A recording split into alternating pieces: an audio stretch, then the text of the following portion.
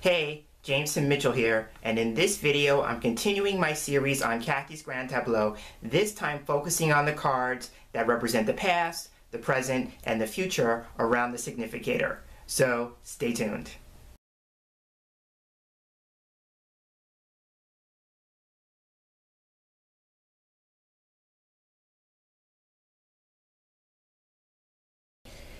And here we are with the cards on the table. And the deck that we've been using for this series is the Lenormand. And so, like I said in the intro, we're going to be looking at the cards that represent the past, the present, and the future around the Significator. And for this series, we've been looking at the lady, because the lady represents Kathy. And the situation, if you're just joining me in this series, the situation is that Kathy came to me for a Lenormand card reading, and she was asking about the situation between her and her husband Dave. And at the time, Dave had announced to Kathy that he needed to have his space and that he was leaving the marriage. So in this series, we've been looking at that situation, as well as Kathy's secondary question was, regardless of the status of the marriage, she wanted to know about what was in her best interest, or what could she do to move forward, whether she and Dave, her husband, stay together or whether they split. So we've been looking at it from those two lenses throughout the series. And so now the cards, when you're looking at the past, the present, and the future, you want to be looking at the Significator, and then you want to look at the cards that are behind her. So here we have, in the past, we have the anchor, we have the stars, we have the mice, and we have the tree, because these are the cards that are behind her because she's not facing those cards.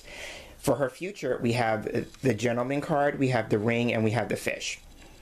So for the present, you want to look at the column that the Significator card falls in. So here we have the scythe above the lady card, and below the lady card we have the stork, and we have the cross, and we also have the heart. Now, sometimes, depending on the nature of the question and the context, I don't normally look at the card in the row outside of the tableau. This is called the essence line or the fate line for me. So sometimes I don't look at it, but in this particular case I will, because I think what I'm seeing here is pertinent to the situation that we're looking at. So I will include it in this particular instance. So going with that, what I usually do is I look at the cards that talk about the present, because that's where the situation is at the current time you're doing the tableau. So the scythe above the lady card, as I said in the overall impressions video, and if you want to check that out, I will leave a link to that in the description box below. When I look at that, I look at that as being like what's on her mind, because it's above her head. So this is what's on her mind. And so the scythe in this particular case can represent a split, a severance, something being cut. Also, too, it could represent a break or a disconnection. And so those are all the keywords that I would associate with that, and that fits the question. So, or the situation, rather. And so that would be some context to the scythe that I would attribute. And then underneath her is the stork. And so the stork is a card of change.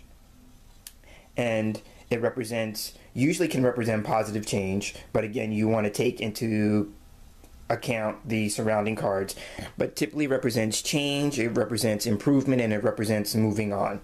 So I'm seeing that. The cross is a card, it's a challenging card. It can represent difficulties, it can represent burdens, it could represent a crisis or an ordeal. That's a challenging side. It can also represent, a need for faith.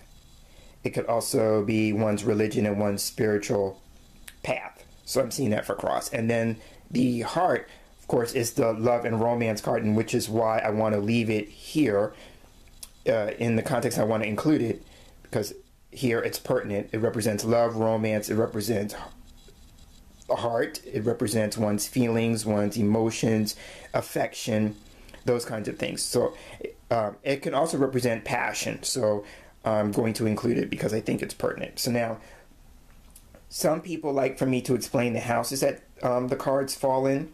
So here with the scythe, we have it in the house of the tree. So here, adding more of a nuance to this, it represents a split, and it represents for Kathy, how can she heal from the split? And so I'm seeing that. And so that would be on her mind, and that's keeping in line with the second part of the question is what can she do to kind of move forward? Well, the first thing would be she needs to kind of find some healing around the split. So that would be that. And then her card, the lady card, is in the house of the child. If you go here, this is bouquet, scythe, whip, birds, child. So she's in the house of the child. And so at the time we did the reading initially, she was in a space where she was faced with, a beginning, starting over, that kind of energy. So that would make sense with that. The stork is in the house of the mountain, and so that makes sense too, because now here at the time Kathy was dealing with a change, and the house of the mountain represents a challenge or an obstacle, something of that nature. So it would make sense that the stork is in that, and that would add the nuance to that, because I said given the context that stork usually represents a positive change, then here we have a challenging change, or moving on being a challenging, because the idea here that the stork can also represent moving on. And that was the second part of her question, is how does she move forward? So it would say too, now mountain can also represent something that is a delay, a setback, something that will take time to overcome. So there's that element of that as well. Now, interestingly enough, here we have the cross, and the cross is in the house of the lady, which is Kathy's house. So here we have the difficulty, the burden, the crisis and the ordeal, that this is going to be something that's going to be challenging for Kathy, especially more so than her husband Dave. And of course, because she was on the receiving end of the news that he was leaving. So the cross, from an emotional standpoint, keeping with the idea that the lady card can represent like one's emotional state, if you go with the more metaphysical aspect, if you go with the idea that the man card can represent thinking and being logical and rational, analytical, then the lady card would be your feeling nature, your emotional nature, your intuition, things of that nature. But from a feeling standpoint, the cross can represent like suffering. So I'm seeing that. And then the heart is in the house of the anchor, and so the anchor can represent a couple of things. My first go-to with the anchor can represent like security and stability. So here we'll be suggesting like she thought that she was in a safe space or a secure place, emotionally speaking.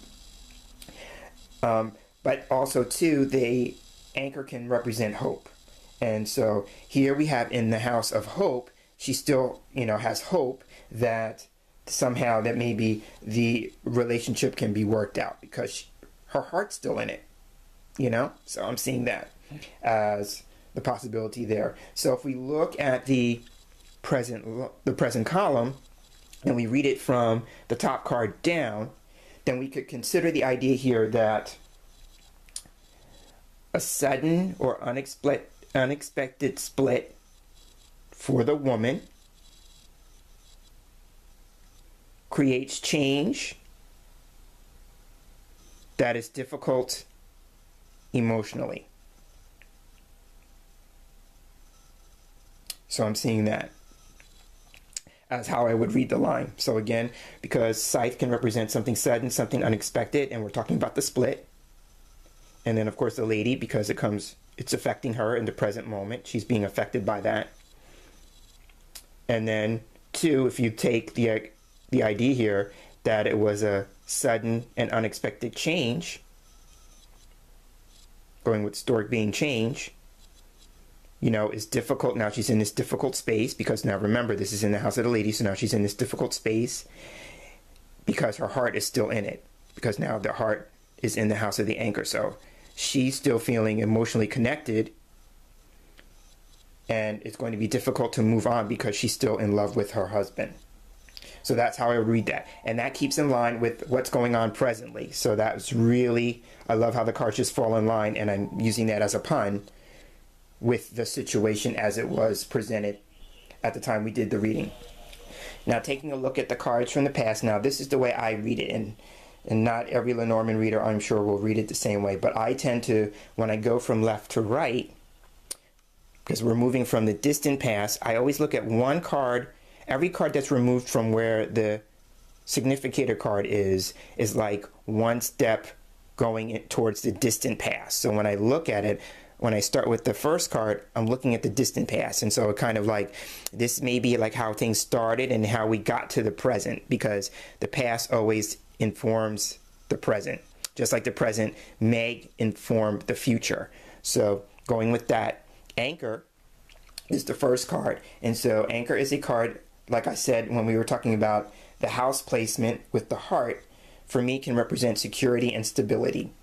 And it can also represent, it's a work card. Now, I read it as a work card, but for me, my first go-to is about a sense of stability, a sense of security, something that's pretty secure, because anchors keep boats in place. So they keep them, from drifting away or, moving away until you pull the anchor up.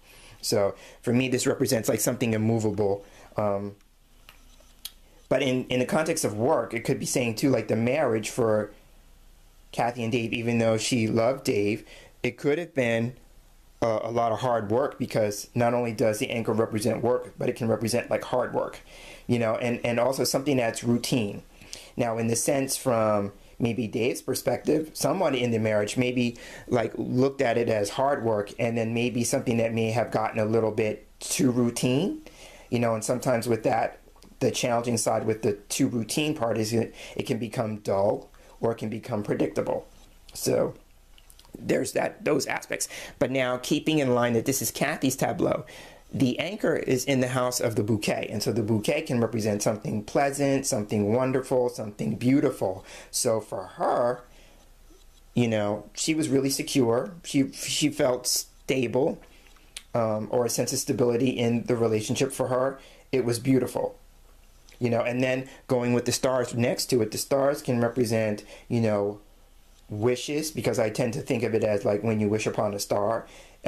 Typically can represent, all is well, something that you find inspiring, or, something that you aspire to, things of that nature. And so I'm going to go with like the idea here, not only was she feeling a sense of stability and security and feeling a sense like everything was wonderful, the stars following that could have suggested that in the distant past, this relationship or this marriage was everything she could have wanted. It was like her wishes came true. So, but now, as we move closer to the present, here we have a challenging card, because now we have the mice. And so the mice can represent something of a loss. It can represent stress, it can represent worry, it can represent something that gradually declines or gradually erodes. So here we have, like, while everything started out wonderfully, then here we have like a gradual decline. So over time, there was a loss of inspiration, a loss of maybe guidance or direction, because I tend to look at stars as guidance and direction. If you go with the idea, like it can represent like a compass or a GPS. So there's a sense of like a loss of guidance or loss of direction, loss of inspiration, that kind of energy. But I'm seeing the loss of like the fairy tale or the dream or the magic slowly eroding. And then that would make sense. But even though maybe that's Kathy's perspective, like it slowly eroded, stars is in the house of the scythe. And so one of the things about the scythe can represent, again, the sense of something sudden or something unexpected happening. But it could also represent too, like that this is the inspiration was severed, the magic was severed. So I'm seeing that. But here we have the gradual decline and the erosion of the marriage. Now, mice is in the house of the whip, and so the whip can represent conflict, it can represent strife, it could represent, you know, arguments. So it could be like there may have been arguments that were very stressful, you know, because mice is stress, so arguments that were stressful, you know, that kind of energy. But I'm seeing that maybe, and also too, the whip, the energy of the whip is about, you know, something that's repetitive. So it could be like arguments that were repetitive, they were, you know, stressful, or it could have been like certain circumstances that they were stressed out and worried about, you know, kind of maybe manifested themselves as arguments. So I'm seeing that with the mice. But here we have the where the magic starts to change with the mice card. And then right behind the lady card we have the tree. And so the tree is a card of healing, of health. And so it could be like, if we consider the question about the health of the marriage, then we see that with the mice, there was maybe some long-term, because the tree can represent something that's growing over a long period of time. So something long-term, you know, long-term stress and worry. So I'm seeing that. But for Kathy, because the tree is right behind her, so this would be like the sense of like healing. She sees like, okay, there's a problem. This is gradually declining, gradually eroding, and she wants to see that healed. So I would see that as the past that leads to the present. And now looking at the cards that represent the future, again, we have the gentleman, we have the ring, and we have the fish, again, because the lady is facing these three cards. So of course the gentleman represents Dave, like I said, because whenever we're doing a reading and we are working with a female client or seeker, then the lady card represents her, and then the gentleman card would represent a man who is significant to the situation or important to her. And what I love about this placement is that the cards are showing, even though we're talking about a split, but they're showing the closeness, or the, you know, how close the two people are. And so can't get any closer than being married, which is the ring here on this side. So I love these three cards because it shows the nature of the relationship just in the layout, like the way they are. So we have Dave here, and then with the ring here, so gentleman being here right between the ring and the lady card for Kathy, because now again we're looking at this from Kathy's perspective.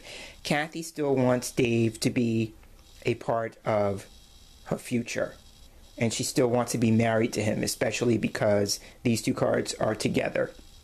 So, you know, because then it represents marriage to the man. That's one possibility. So she still has her sights set on Dave, and she still wants to be married to him. And that would make sense keeping with some of the other things that we have already touched on in different permutations and combinations along the way. She still wants Dave to be a part of her life. And given that the fact that the ring is in the house of the bear, bear for me represents something strong and something powerful. So for her, the commitment is still strong, it's still powerful. The bond is still powerful for her, so it's still something that she would still like to see stay in place. So I'm seeing that.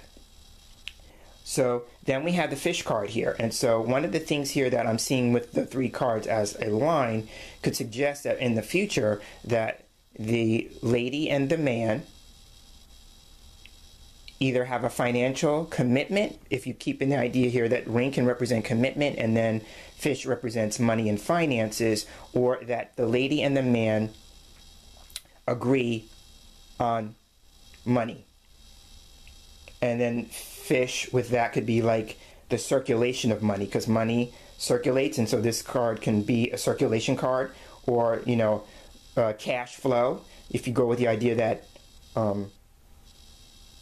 fish can represent flow as well as money, and so that could be about cash flow.